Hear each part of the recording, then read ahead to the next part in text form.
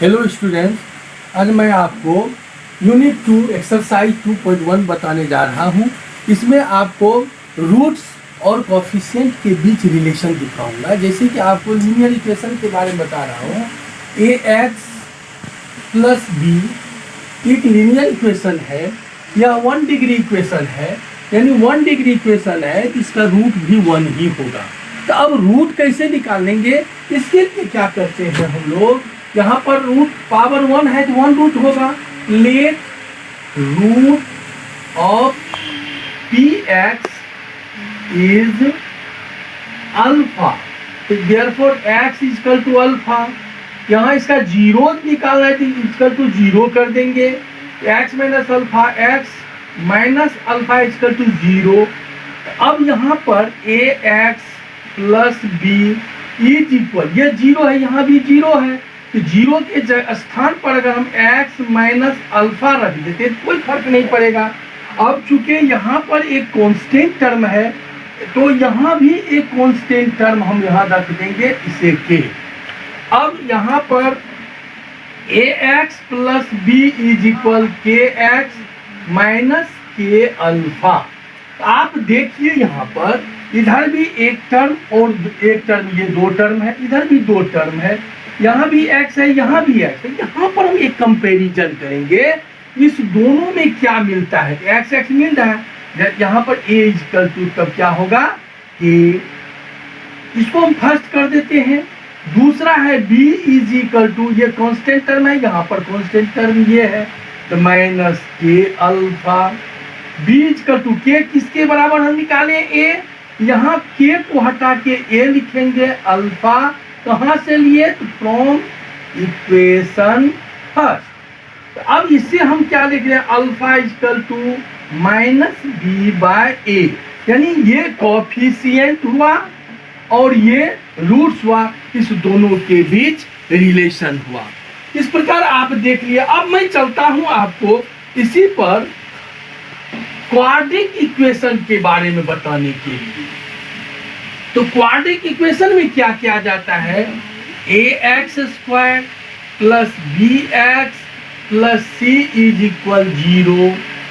तो अब यहाँ पर 2 पावर है, तो 2 पावर होने के कारण इसके जो रूट्स की संख्या होगा वो भी होगा 2।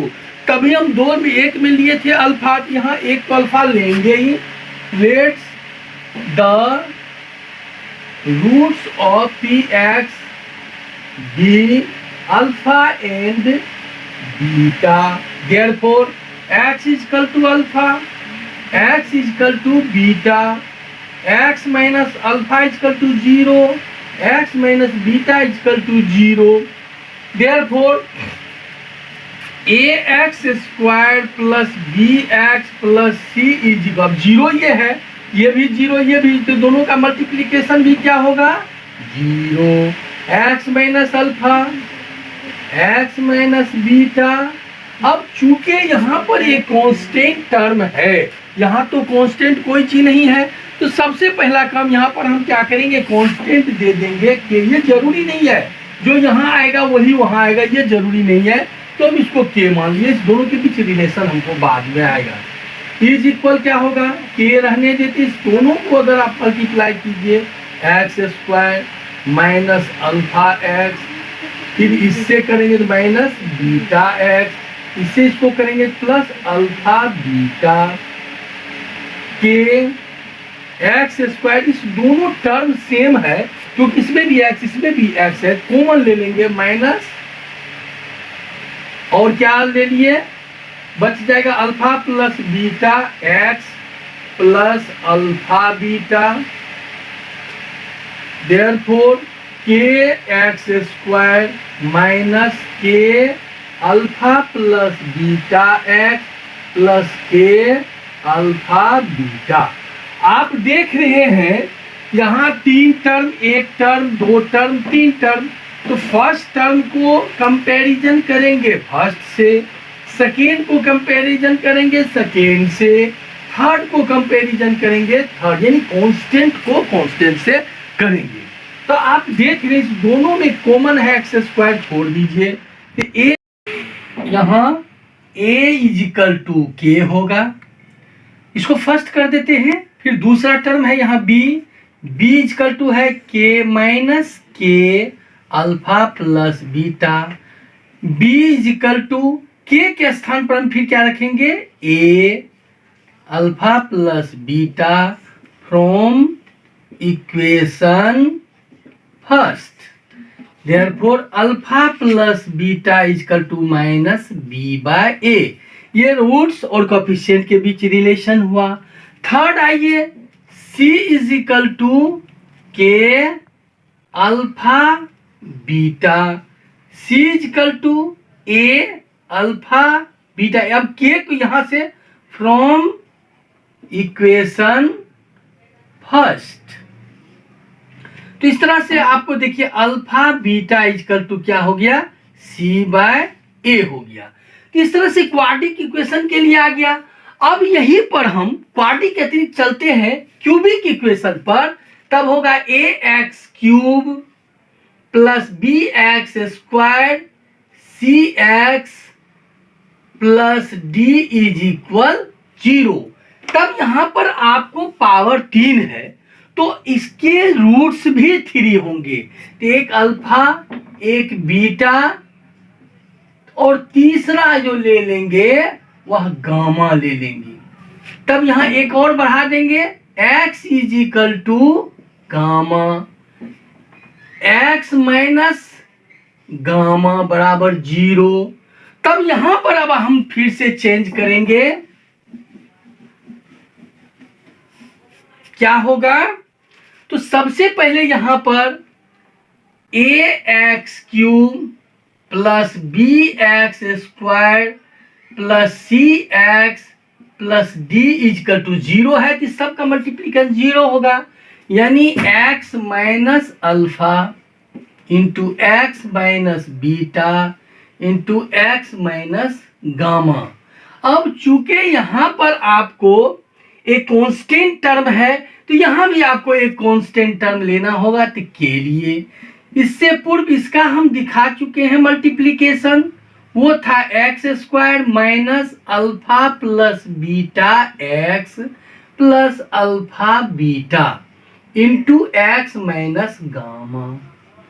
अब फिर के इस एक्स से सबको पहले multiply, x cube minus alpha plus beta x square plus एक alpha beta x minus gamma x square. अब इससे इस तीनों को करें, minus minus plus alpha plus beta gamma x, फिर इससे करेंगे minus alpha beta gamma is equal x के एक्स क्यूब। यहां पर देखिए एक्स स्क्वायर यहां भी है और यहां भी है, माइनस यहां भी, तो माइनस कॉमन ले लेंगे, alpha plus beta plus gamma into x square. फिर इस दोनों में देखिए तो plus alpha beta plus alpha gamma plus beta gamma into x minus alpha beta gamma. फिर के से सभी को मल्टीप्लाई कर दीजिए तो क्या होगा, के एक्स क्यूब माइनस के alpha plus beta plus gamma x square plus k alpha beta alpha gamma plus beta gamma into x minus के अल्फा बीटा गामा। अब हम कंपैरिजन करेंगे, फर्स्ट में 1 2 3 4 4 है और इधर भी 1 2 3 4 है, तो यहां पर कंपेयर करेंगे फर्स्ट को फर्स्ट से। तो a is equal to k, equation first हुआ, सेकेंड टर्म हुआ ये और ये, यानी b is equal to minus के alpha beta plus gamma, b is equal to minus a alpha plus beta plus gamma from equation first, therefore alpha plus beta plus gamma equal to minus b by a. तो चलिए अब तीसरा term है सी x equal to ये सब, यानी c is equal to के alpha beta beta gamma alpha gamma alpha gamma c is equal to A alpha beta beta gamma alpha gamma from equation first, therefore alpha beta plus beta gamma plus alpha gamma is equal to c by a. Last term d is equal to इतना है, तो d is equal to minus के alpha beta gamma, d is equal to minus a alpha beta gamma के का मान हम from equation first से ले लिए, therefore d alpha beta gamma is equal minus d by a. ये इस एक प्रकार का ये फॉर्मूला हो गया जो रिलेशन कॉफिशिएंट और रूट्स के बीच दिखाता है। दूसरा यहाँ है, ये एक यहाँ है और एक यहाँ है, ये सारे के सारे रिलेशंस दिखाता है। अब मैं आपका इस पर एक कुछ सम दिखाने जा रहा हूँ, उसको ध्यान से देखिए। यहाँ पर आपको सबसे पहले जो इक्वेशन दिया जाएगा उसका जीरोज निकालेंगे और फिर उसके बीच रिलेशन दिखाएंगे। जैसे कि आपको एक क्वेश्चन हम ले रहे हैं एक्सरसाइज से 1 का 3rd नंबर ले रहे हैं। ये है 6x minus 6x square minus 3 minus 7x equal to, पहले इसका हम जीरोज निकालेंगे। तो इसके लिए क्या करेंगे, 6x square minus 7x minus 3 is equal 0। 6x square 6 3 जा 18 होता है, 18 से 2 डिजिट ऐसा लेंगे जो ये बीच वाला आ जाए। तो 18 को हम 2 इंटू 9, 18 हो गया, 9 में से 2 जाएगा तो 7 हो जाएगा। तो minus 9x plus 2x minus 3 is equal to 0। इस दोनों में कॉमन 3x लेते हैं, तो x माइनस 3 यहाँ 2 होगा, 3 प्लस 1 कॉमन, जब कोई चीज कॉमन ना हो तो 1 लेते हैं। इस तरह से आप देखिए 2 टर्म है, इस दोनों टर्म में 2x माइनस 3 कॉमन है, तो 2x माइनस 3 ले लिए और इधर बच गया 3x प्लस 1, देयरफॉर 0। अब जब दो इक्वेशन का मल्टीप्लिकेशन 0 होता है तो इस 2 में से कोई न कोई एक जरूर 0 होगा। तो कौन 0 होगा ये कहना बड़ा मुश्किल है, इसलिए या तो हम लिख देंगे 2x माइनस 3 इक्वल टू 0 और 3x plus 1 equal to 0, therefore x equal to 3/2 और दूसरा आपको माइनस 1/3। ये दोनों जीरोज हुआ। अब यहां से आपको देखिए a equal to 6, b equal to minus 7, c equal to minus 3। अब इस दोनों के बीच आपको रिलेशन दिखाना है, तो सबसे पहले एक रूट्स और कॉफिशिएंट के बीच रिलेशन दिखा रहा हूं। तो यहां पर कितने रूट्स हैं, तो 2 है, यानी एक अल्फा तो दूसरा बीटा।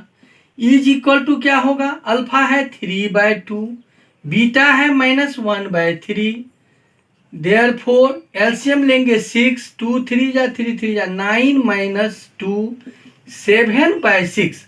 7 यहाँ कौन की है, b इक्वल टू माइनस 7 है, तो 7 इक्वल टू माइनस b हो जाएगा। और 6 है a दे दिए, यानी कॉफिशिएंट और रूट्स के बीच रिलेशन आ गया हमको। अब आते हैं 2 करके लेते हैं, यानी alpha beta is equal 3/2 into minus 1/3 minus 3/6 अब यहां देखिए -3 है c, तो c/6 है a। तो इस तरह से हमको रिलेशन आ गया।